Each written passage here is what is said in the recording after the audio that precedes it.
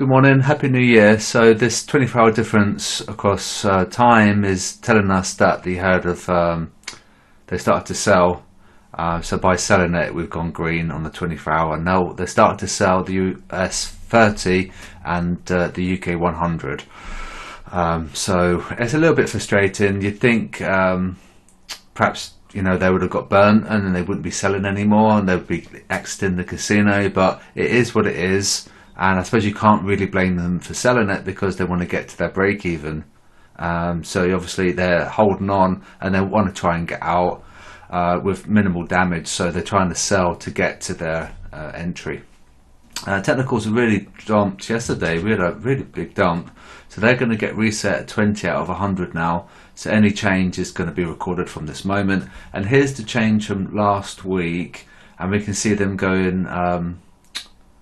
they're short in the UK 100 and US 30. They've also done the same with the dollar Swiss, but you want to be really careful with Swiss because the S&B have been intervening on price. So I'd avoid Swiss franc completely across all pairs, like not just the dollar, but the euro and the Aussie and the pound. So note that the GU has flipped to sell and AU has flipped to sell. Okay, so that's off note. We're in positive territory, telling us that they're net long AU and GU. So let's look at the QDB scores. I'll try and make it a quick video, I guess. Well, the yen's weakened because they've gone long. Alright, they've gone long on the yen, so the price has fallen, and so that explains that move there. So you're going to see a bit of yen weakness. Euros. Oh no, so yeah, see there's yen weakness there, so that explains that, the cross yen, why that's performing okay because of this. And so they've gone long Aussie, but then they've gone long yen, so AJ is not going to be a good currency pair to trade. A better one would be UJ perhaps.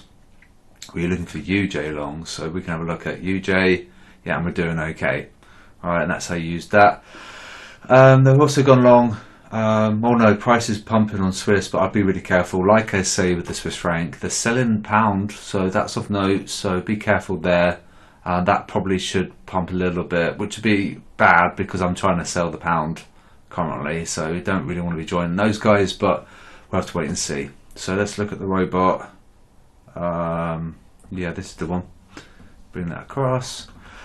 So we basically kind of hedged a little bit on GU, which is okay because we're getting like mixed signals a little bit, so that's fine. And also note that we're increasing the TP now, so every day we're increasing the take profit by 1 pip.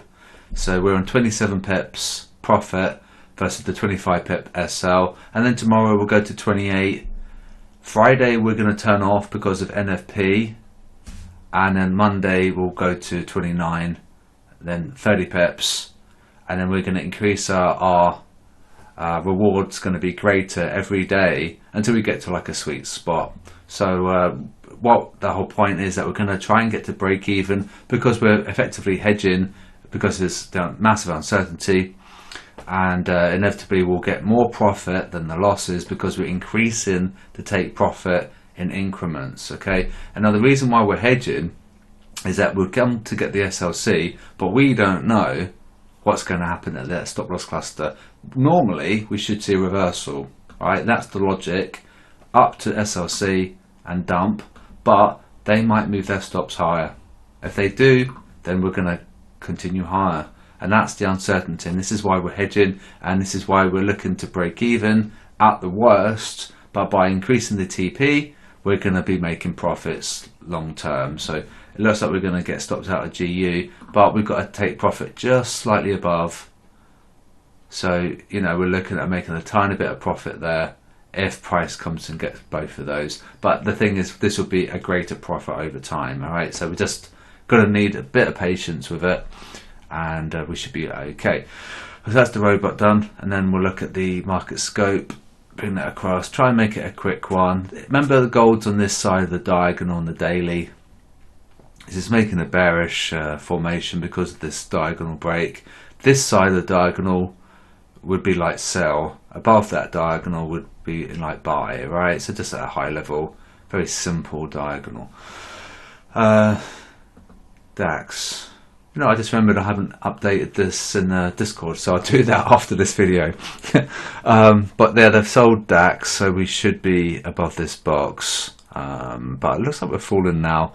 It might just need to flush because we're just too extreme, aren't we? It's crazy how skewed we are. So really, you know, they've sold it, so we should be above this level here. But it might be looking at other things. It's not all about the sentiment. It's also to do with the yields and the uncertainty and things like that. And you've got your yield differentials and the spreads between different currencies and different economies as well. So this would be looking at the bond against US yields, for example, and there'd be like a divergence and things like that. So while it looks like, you know, we should be a buy because they've sold it, it is currently falling. It looks like it might invalidate that low. So you've got to be careful. But just really to reiterate that it's not all about the sentiment. It's very, very powerful, but there are other things going on right now. But we should be above that wick. I don't think it is. I think it's going to weaken. And also we're really skewed as well. So perhaps it just needs to come down. That is just crazy. That is absolutely bonkers. S&P, let's have a look at this. So no doubt, they've shorted it. So yeah, those guys here are getting paid. So it looks like it's not going to be a good day for this setup, the trading station setup. So we should be above that.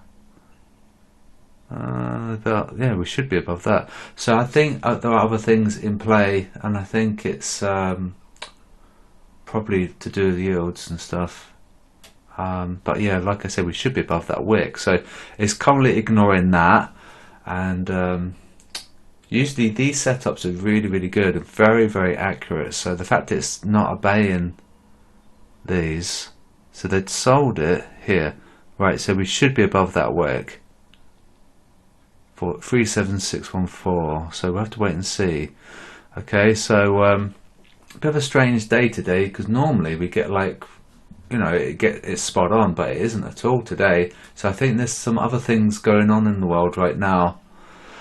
And so they sold gold. Where did they sell it? What's going on? They're getting paid a lot. I reckon there's stuff going on in the world where it's ignoring the sentiment, the retail sentiment, and it's looking at something else. So just a quick one there. Be careful today, especially if you're using the trading station setup. It's normally 99% of the time really, really good. But it looks like today is that 1% where it's looking at something else, and it's probably looking at yields, like I say. So we shouldn't really be falling because they'd sold it here.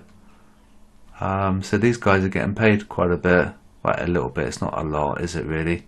2063. They're making a little bit of profits there. So I have to wait and see what happens there. So hopefully it's a decent video, quite quick. Talked about the bubbles quite a lot, so if you've got any questions about the bubbles, let me know. And if you want me to do like live examples, I can tell you. But the Aussie bubble did exactly as forecast, exactly, because what happened is that it came over here, rinse stops out, and now it's come over here, and it's going to rinse stops.